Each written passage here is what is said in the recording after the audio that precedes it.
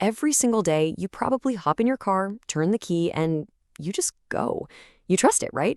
You trust it to get you where you need to be. It's so routine, we barely even give it a second thought. But here's the thing. For your car to be a true guardian on the road, it needs to be more than just running. It has to be roadworthy. And today, we're going to break down exactly what that means and why it's so important. So here's what we've got on tap. First up, we'll figure out what roadworthy really means.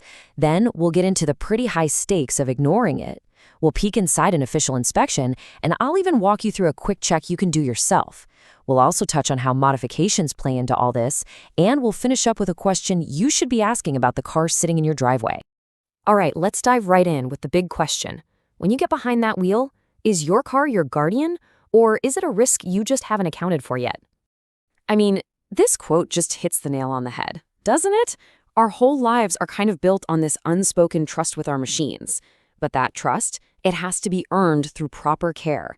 It's not just about the engine turning over, it's about the whole package being safe for you and everyone else on the road. Okay, so let's get specific. Roadworthiness isn't just some vague idea. It's a real, measurable standard.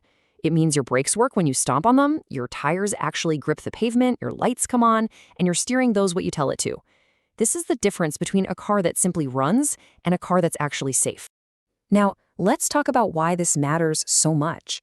Because ignoring these standards, well, it has some really serious consequences that go way beyond just getting stranded somewhere. The reasons to care just stack up. I mean, safety is number one, obviously. Good brakes, good tires, that's your first line of defense out there. But it also hits you in the wallet, right? Better fuel efficiency, holding its resale value. And then there's the legal stuff, which is huge. But honestly, for me, it's the peace of mind. Just knowing your car is solid, that gets rid of so much background stress. Now this right here, this is the one people forget about. And it's a big one. Just imagine, you're in an accident, maybe it's not even your fault. But then the investigation finds your tires were totally bald. Your insurance company could literally void your policy, just like that. And suddenly, you're on the hook for everything. It is a massive, massive financial gamble. And it doesn't stop with insurance. Depending on where you live, driving a car that's not roadworthy can get you hit with some pretty gnarly fines. They could impound your vehicle, or you could even lose your registration altogether. It's not worth the risk. Okay, so to avoid all that drama, many places have official inspections. So let's pull back the curtain a little bit and see what the inspectors are actually looking at when your car is up on the lift. This chart breaks it all down. And these folks are thorough. They're going to check your brake pads for sure, but they'll also notice that spongy pedal feel that you've probably just gotten used to. For tires, they look way beyond just the tread. They're hunting for bulges or uneven wear that might signal a bigger alignment problem. They'll check for any looseness in your steering, make sure every single light works, and yeah, they'll even give your seatbelts a good hard yank to make sure they lock up like they're supposed to.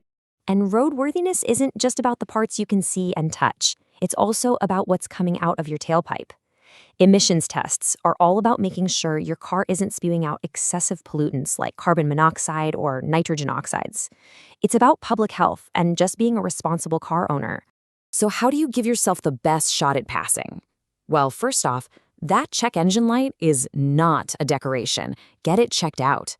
A simple tune-up can work wonders too. And here's a great little pro tip.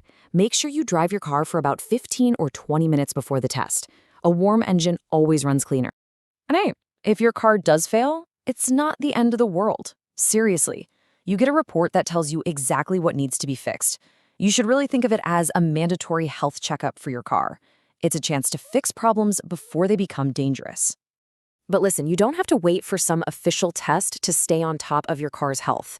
This next part is all about what you can do right there in your own driveway. Think of this as your 5-minute pre-flight check. It's so easy. Just walk around the car. Have someone help you test all the lights. Glance down at your tires. Do they look low? See any weird wear patterns? Check your wipers. Look for new cracks in the glass. And then, when you drive, just listen. Your car will usually tell you when something's wrong with a new squeak or a rattle or a vibration. And this right here is the golden rule. That quick check is amazing for catching things early, but it is not a replacement for a pro. If you have any doubt, especially with critical stuff like brakes or steering, don't guess. Please, just take it to a mechanic you trust. All right, let's shift gears a bit and talk about something fun, Modifications. For all the car enthusiasts out there, it is super important to know how customizing your ride can affect its roadworthiness.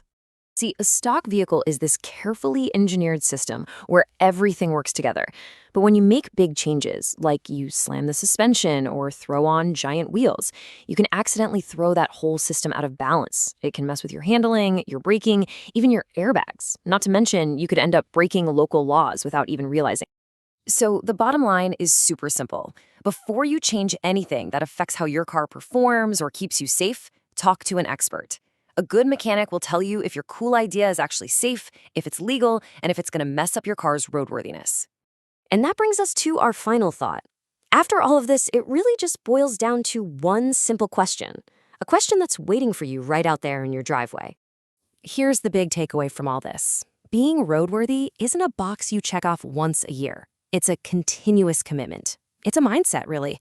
It's about prioritizing the safety of you, your family, and everybody else you're sharing the road with every single time you get behind the wheel. So I'll leave you with this to chew on. What's the one thing in your car right now that you've been ignoring? Is it that tire that looks a little low, a brake pedal that feels a little soft, that one blinker that works sometimes? Take a second and really think about it, because finding that little thing now is the best way to make sure every trip you take is a safe one.